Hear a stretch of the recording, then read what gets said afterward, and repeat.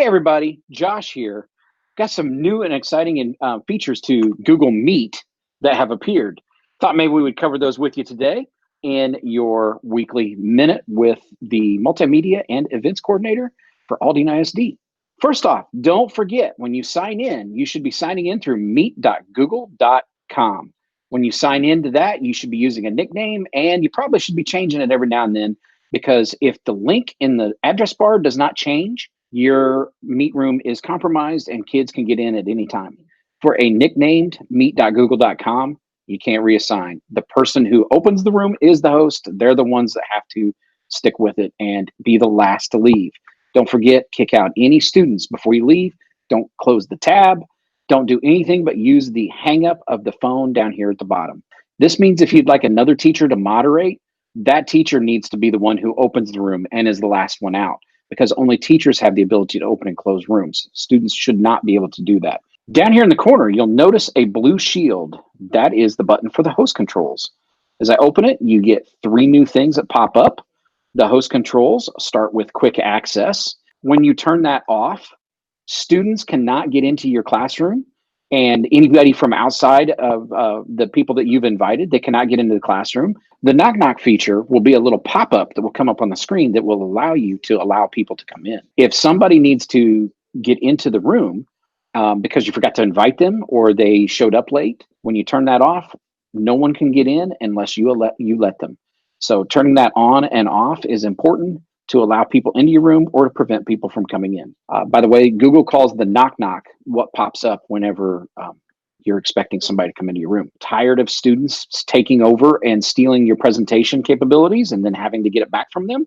This feature right here is to prevent that. If you turn off share their screen, when share the screen is turned off, your students can no longer take the present button and click on it and share their screen, therefore taking over your presentation. It only allows the host to do it. Remember, if you want them to be able to share something with you, you have to go back in and turn that button back on in order for them to be able to share their screen so that you can see it. This is not limited to one student and you. Anything they share will be shared out to everybody in the Meet.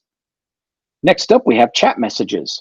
When the Send Chat Messages button has been turned off, the students can no longer invest in their side conversations. It is prevented from them being able to use the chat window. It does turn it off for everybody. You can't go click on it and send a direct message to one of the students. When the chat messages button is off, no one can use the chat function, not even the host. It's off for everybody. So if you've had it turned off while you've done your presentation, then keep in mind that the minute you need a student to answer a question and you don't want them to be talking into the microphone, you need to go back to this feature and turn it back on. If you click on View All Host Settings, nothing really pops up here that's anything different than the last screen that we were on, but they are working on adding a few things down here. Pay attention to these spaces because we're going to be talking about more items rolling out from Meet over the coming month. If you haven't got it already, sometime in the next 3-4 days from the time we post this video on October 1st, you should see a background blur feature appearing. It should be appearing down here. When you click the three dots, it'll be one of these menu items. It'll say blur your background. Just keep in mind that if you're blurring your background and you're on Wi-Fi, you could have a little bit of a problem with pixelization and things like that, because we've been told that it does take a little bit more data to be able to stream. As you can see, the background blur hasn't appeared for me yet. That's all we have for today, folks. Keep an eye on your DLS newsletter for any more updates. We will try to let you know when anything pops up. Hope you're having a great day and your video conferencing is working well.